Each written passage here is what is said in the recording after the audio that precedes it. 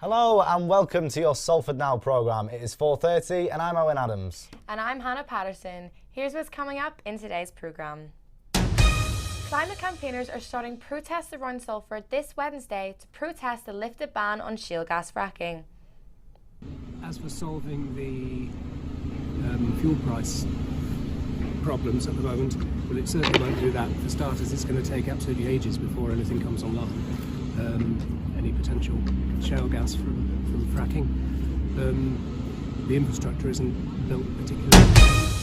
The British pound has fallen to the lowest it has been as markets react to the biggest tax cut in 50 years.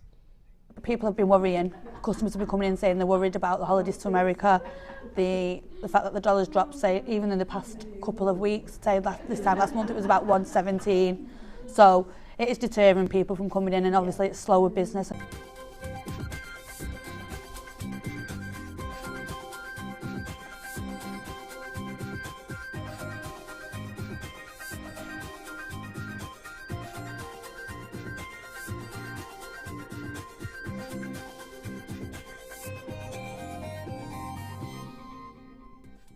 Our first story today. Climate campaigners are starting protests around Salford this Wednesday to protest the move.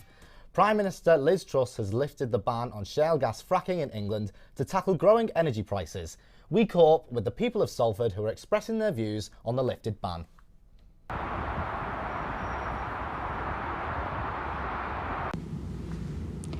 You wouldn't think that there would be much controversy in the countryside in Barton Moss next to the M62. However, since Liz Truss has announced she wants fracking to return here, it's raised some concerns with the locals. As for solving the fuel price problems at the moment, well, it certainly won't do that. For starters, it's going to take absolutely ages before anything comes online. Any potential shale gas from fracking. The infrastructure isn't built particularly at the moment. That's the first thing. So, and we need shorter term answers than longer term ones at the moment to sort out the immediate problem. In terms of long-term sustainability, it's definitely wrong. I think the climate crisis we're facing is a bigger crisis than the cost of living crisis. It's got a bigger impact going forward long-term on our children and our children's children. So fracking, I think, is just going to add to that and just put that problem further down the line. The Prime Minister told MPs that fracking would only go ahead in areas where there was local support for it. But Greater Manchester Mayor Andy Birmingham said the move was a backward step. We spoke to Alex Warren, leader of the Liberal Democrats Party for Salford Quays, for his opinion. Liz Truss has just done a U-turn on this, and she's broke a leadership election promise on this one. I think she said she wasn't going to do it, but she has. And I think she's trying to use the war in Ukraine as an excuse for this. But there's no guarantee that this will cheapen energy supply for Britons at all. And there's no guarantee that it won't affect the water table and the stability of our environment. Georgina Hepson, Salford Now. It's bad news for people looking to grab their holiday spends, as tax cut plans have brought the value of the British pound to an all-time low. Georgia Lynch went along to Salford Shopping Centre to speak to travel agencies and hopeful globetrotters. Salford holidaymakers' worst nightmares have come true. Plastered in a shop window in plain sight shows the drastic drop of the pound against the dollar for the first time in 37 years. But for Chantella Hayes Travel, this just means her calculations have got much easier. So if you're giving me £50, you're going to get back, it's going to work out at $51.50. Right. So, I mean, there's nothing in it at the moment. Literally, it might as well just be one-on-one. With the travel industry just getting back on its feet after the pandemic, they might find that they still have a lot of time on their hands.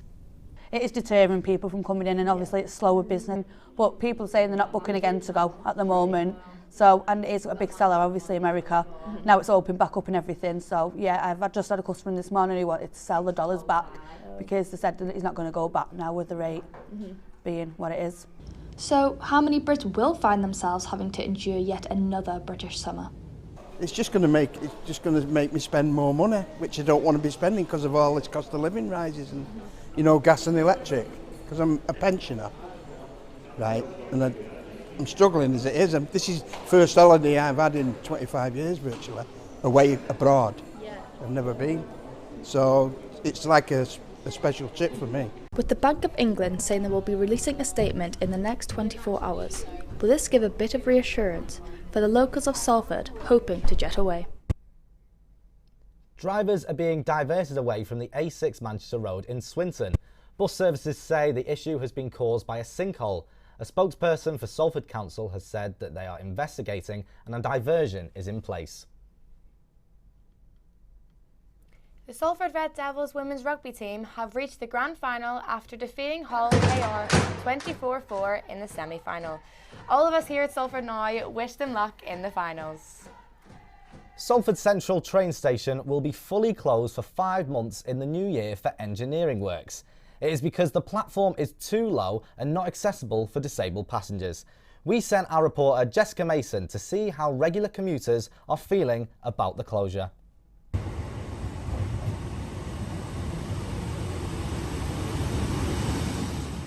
This is the 11:32 Northern service to Rochdale.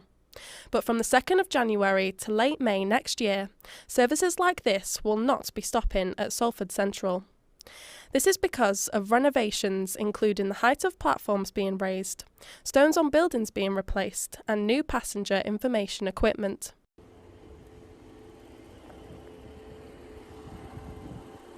There are currently no accessible ramps for wheelchair users, which is a wrong these works will try and correct. However, this closure will cause inconvenience for regular commuters at the station. So I had no idea it was closing for the next 6 months from January. It's going to impact me quite a bit because I work in that building just there, so it's only 1 minute walk from the station. So yeah, I don't know, I'm going to have to find an alternative now. I'm hoping to start working back in Manchester again after a 10-year absence, and I wanted to get off at this stop because the offices are on Deansgate, so for them to close the station would be really inconvenient for me. I'd have to probably get off at Oxford Road, which is a bit of a trek. The station's close will mean a longer walk for some passengers, including at night time. There were over 25,000 stalking and harassment offences recorded in Greater Manchester last September, and nationally around 2/3 of these types of offences are committed against women. Well, I've only just been told, so it's slightly frustrating. It's quite annoying really, because it's very easy for me to get to work from here, so it's only about a 6-minute walk. It's safer for me to get here at night, especially when I'm finishing a later shifts, just because it's more lighter instead of having to walk 25 minutes to Victoria. On a tour of railway stations in spring this year, the Mayor of Greater Manchester, Andy Burnham, criticised its state of disrepair and called Salford Central dangerous due to the massive gap between platforms. But small businesses will be affected by the close as well. For us, it's just trying to find obviously like new sites to put it, so that would be like our biggest issue, because obviously you build like a core customer base here, and then it's trying to find the next site. But the people that we're dealing with hopefully can try and find us another place to go, so that's the hope. The refurbishments will cost £7.3 million, and there will be replacement bus links for regular commuters. But with continuing roadworks throughout Greater Manchester, it proposes the question whether this will be enough. Jessica Mason, Salford Now. It has been announced that a hotel in Salford will accommodate 238 asylum seekers in the next 2 weeks. Our reporter Polly Luscombe is here with us in the studio to tell us more. Hi Polly. Hi Hannah. So basically Salford will be accommodating these asylum seekers in a location which is currently unknown due to public safety. Paul Dennett has said that this announcement has come as an absolute shock to him. And do you have any more details about what the Mayor Paul Dennett's actually said? Yeah, so he actually said Salford is happy to take its fair share of asylum seekers, but why, when this city is already housing more than 4 times the national average, are we being put to the front of the queue when wealthier areas in the south of England are not taking any of the pressures themselves? It was also said last year that the Home Office apologised to Salford City Council after 160 Afghan refugees were housed in the city, which caused an outbreak of tuberculosis. This also was found out that some of the refugees were miscategorised as adults at the border, and they were in fact actually children. So what does this actually mean for the asylum seekers? So it means that they'll be living in the hotel, and besides food and board, they'll be expected to live off £8.30 a week in an area where a bus pass actually costs £12 a week. Paul Dennett has actually said that this is a recipe for social isolation and exclusion, and it's happening because the government use a dispersal policy which is solely focused on finding the cheapest accommodation without any concern for anything else. So we've talked a bit about what the Mayor, Paul Dennett, said. Has the Home Office released anything? Yes, so they released a statement saying the Home Office does not comment on operational arrangements for individual hotels. The use of hotels to house asylum seekers is unacceptable, and we are working with local authorities to find appropriate long-term accommodation across the United Kingdom. Thanks very much, Polly. Now over to our sports reporter Luke to tell us what's been going on in Salford. For the last time this season, stumps were toppled over and 4s and 6s were hit as Salford University cricket side headed to Liverpool to take part in a 6s tournament. 6s is a short format of the game and consists of a team of 6 players, and they bowl 5 overs and bat 5 overs. For Salford, it was the first time that they had ever taken part. Sabreeze Raja enjoyed the format. Definitely will play again. Yeah, I was a little bit excited. First time 6s tournament, but just unfortunate, couldn't able to hit some 6s. But yeah, definitely will play again. We now know about the format, so we'll look forward to the team and get a new tournament going. Salford were in a group with Sandbach Cricket Club and Manchester Metropolitan University. In the first game, Salford played against Sandbach and they lost narrowly by 40 runs. Going into the final group game, Salford knew that they had to bat first and put as many runs on the board against Manchester as they can to give them any chance of qualifying for the knockouts. Having only scored 34, Manchester chased it down in the first over, resulting in Salford being knocked out in the group stage. Jamie Bendy reflected on the tournament. Obviously, the results were disappointing. It's always disappointing to lose and kind of lose badly as well. But, I think the main thing is that we all had fun. We're all together, aren't we? It's, a celebration at the end of the season. Nice to kind of catch up with some of the boys that we played in the Bucks League over the season, see how they got on over the summer as well. So, lots, always lots of positives to take. Despite the result, many of the teams said they enjoyed the format and would definitely play it again. But now the season's over, focus turns from outdoor summer cricket to the winter as they begin their training sessions inside very soon.